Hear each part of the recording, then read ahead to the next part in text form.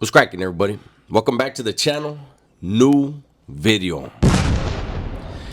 So the other day I got a comment from Ron McDon. Ron McDon has been following the channel for a little while now.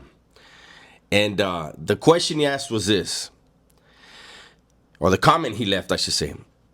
You should talk about the food in Pelican Bay Shu. I know they bring you the food, but no one mentions how bad or good it is. Do you guys make spreads? How do you order essentials if you're on lockdown for 24/7? It's not like you can go to the store. In the past, I have talked about the food in Pelican Bay and, different stuff like that. But not everybody goes back and I'm sure the video wasn't specifically about the living conditions, the food and stuff like that. It was probably mixed in. So let me answer the question. The food evolved. I was in Pelican Bay Shu 4 different times. From the first time I was there till the last time I was there, the food definitely had evolved. So when I first got there, every single Monday, you would have the same meal every Monday. Every Tuesday, you would have whatever the Tuesday meal was. The Wednesday it's not the same meal every day, but like Monday, I can't remember. Saturday, I think, was Mexican food. We always had Mexican food on Saturdays. Mondays was always like not goulash, but anyways, every single Monday you had your Monday meal. It never deviated. Tuesday, there was a meal for Tuesday. Every Tuesday, every Monday, like it was all you already knew what it was. Also, back then they were like whatever they could boil, they would boil. There was no salt and pepper. What they were doing is they were trying. So you didn't have, a lot of guys didn't have cellies. It's quiet as hell. The quietest place now, I mean, it's shut down now.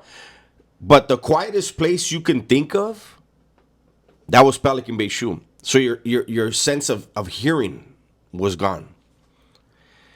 Everywhere you looked, it was white walls, concrete and white wall. So what they were doing is they were trying to deprive people of all of their senses. With the food, they would boil out the flavor. Whatever they could boil, they were going to boil, right?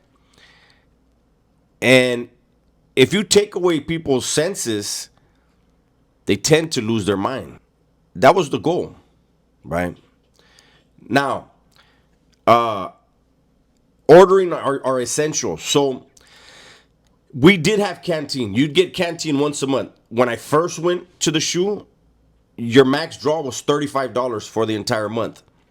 Later, it went up to a booming $55 a month you could spend. Meanwhile, on the main line, when they bumped it up to 55 on the main line, you could go 220 by yourself for the month, right?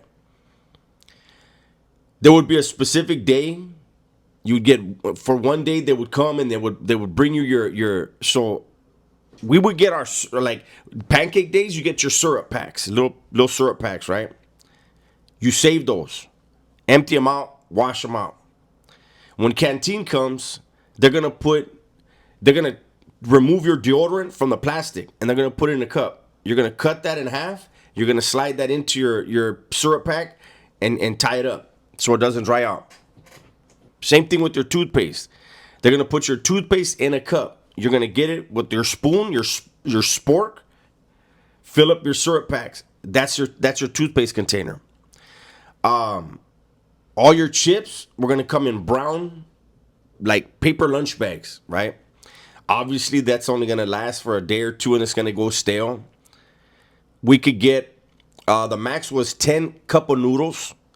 Again, those go in brown paper bags. However, in Pelican Bay Shu, you guys may have heard from other content creators, we had a light in our cell, and we would make hooks on it and put a line across it, put a sheet so it was over it, not to cover the light, That light was your oven. You would make your state lunch in the morning. It would have meat and cheese. Make it, put your mayonnaise, mustard mayonnaise, put it up on that light. After a little while, flip it. When you take it down, when it's time to eat, the cheese was melted, the bread was toasted, the meat was warm. Your chips that will come in the bag when they're going to get stale, when you want to eat some chips, throw them up on the light. Give them about an hour, brings them back to life. There's some genius dudes that figured out everything that needed to be done to try to make things a little bit better for yourself in prison, in Pelican Bay Shu. On Sundays were Grand Slam days, what they call the Grand Slam breakfast, where we get the eggs, we get tri-tater potatoes, a sausage patty, our bread. You know, it was the best breakfast of the week, right? And what would happen is you might have everybody. It's very rare that you had somebody in the pod with you that wasn't allowed to participate in shit, right? So on the weekends, dudes would get like, hey, like say on Friday or Saturday, they're gonna say, hey, just a reminder, whoever wants to get in on the tamales on Sunday, shoot your shit, right? And there'll be a specific cell that's going to make them, you know, and people would shoot them a bag of chips or whatever, or some chips. And then whoever's going to participate would send their breakfast. He would make the masa. That person would make the masa, make you a tamal for you, make you a tamal for your Sally. Whoever participated and sent food, they would make it, boom, throw that bad boy up on your light. Big old tamales too. And, you know, that was kind of like a way of showing camaraderie, and everybody was involved. Everybody that wanted to be involved could get involved. Not everybody did, but that was something that was done.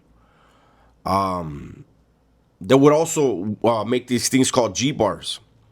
Once you get out of the shoe, you can make them a whole lot better. But when you're in the shoe, you save your bread, you would save your cakes, save some syrup, and your peanut butters.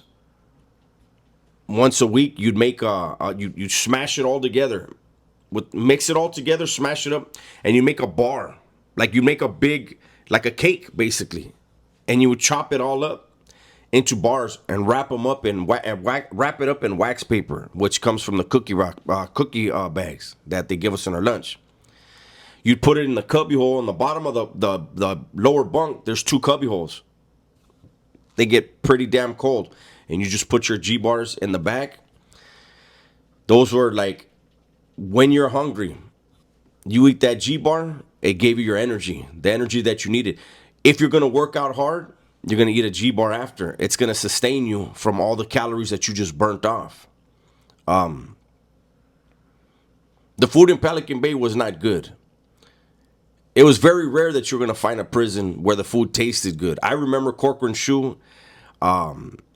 The portions were very small, but the flavor in the food was good for jail, right? They also used to give us home run pies. I think it was almost every day we got a home run pie in our lunch.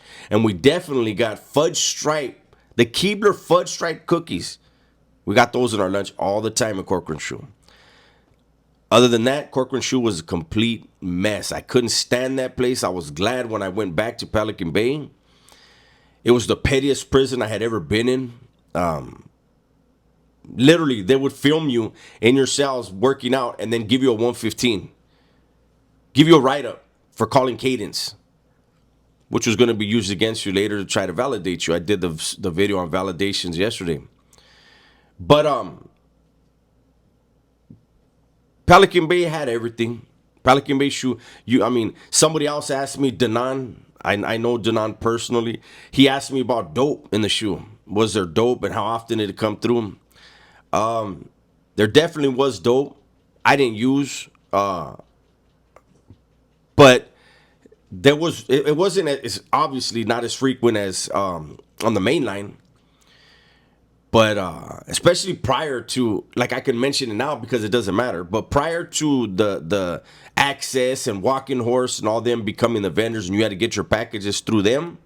Prior to that, dope was coming through on a regular basis in the shoe. After that, there were different means. Dope would still be up there. As far as pricing, to not ask me about prices, I don't know. I didn't do dope. Never have. But it was there. But back to the living. It was a mental thing there. I remember in Ad Seg there was a certain group.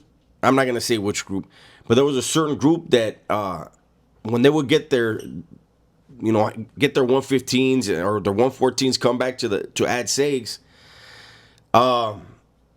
they would legitimately sign up for triple CMS, say that they were having hearing voices, whatever it was that they were telling the psych. And they would do that because if you were triple CMS, you couldn't be in Pelican Bay Shu. They would send you to Corcoran. And Corcoran, for up to a point, while they had fresh air. You could go out to the concrete yard with other people. They stopped that after a while. You could see the sun, get fresh air, mingle with other people. You could actually see them, even when they moved everybody to the dog runs, the dog kennels. You could see the person in the cage next to you. Pelican Bay, ain't no sunshine. There's no windows anywhere. When you go out to the yard, it was basically like it's just a big cell. There was metal mesh over the top of it with plexiglass. So you really couldn't see through it. There was a little cutout, and that's where they have a camera pointed down at the yard. You could see some sunlight through there. But other than that, Pelican Bay, ain't no sunshine. Your skin would turn a color of pale. Like it's almost like a greenish yellow. It was a weird color. And you couldn't even tell that it was happening while you were back there because everybody looks the same. Pelican Bay was a horrible experiment. It was based off of a prison in the UK that was built to break the Irish Republican Army. Unfortunately, you would see dudes lose their mind in there. And you'd see it slowly start to happen, and then boom, they were full-blown nuts. When you think back that there were men that were back there 30 years because of a kite, because of something that a cop, listen, cops would plant stuff on people. Believe me, I know for a fact it happened to me. Not only would they plant stuff on you to get you off the yard, but they'll also decipher a letter and put whatever person's name attached to whatever person's name to that letter that they felt they wanted to or they needed to in order to get you. That wasn't a unique experience. That happened to a lot of men. And they sat in Pelican Bay for decades in deafening silence, still having to deal with the politics of prison, the plotting, the planning, the orchestrating, trying to generate money from that cell, trying to stay a step ahead of your rivals within your own faction, looking at those white walls. It was a place, I would say it was like the MIT of criminality, the Oxford, Harvard, whatever you want to say. Whatever is the higher learning place that comes to your mind, that's what Pelican Bay was when it came to criminality. You went up there, people felt you out, see where your mind is, how you think, and then figured out what your purpose was. And then you were educated. Could your purpose be greater? Or are you stuck? I'm glad Pelican Bay is shut down. I hope it never opens again. Prison is bad enough. There are men that have been down 30, 40 years for something they did as a teenager. A lot of those men, they want to come home. They wish they were home. Other men, they see no hope in it. They don't even look for it. They don't even try. To them, that's weakness. To all the men behind the walls, I hope they never open up Pelican Bay again. And I wish you guys could get your ass back out here and enjoy your freedom, participate in your family's lives, because I know every one of you wishes you could. That's my video for today. Hopefully you guys enjoyed it. Everybody, please be safe, be smart, and tell the ones you love that you love them, man. I'm out of here.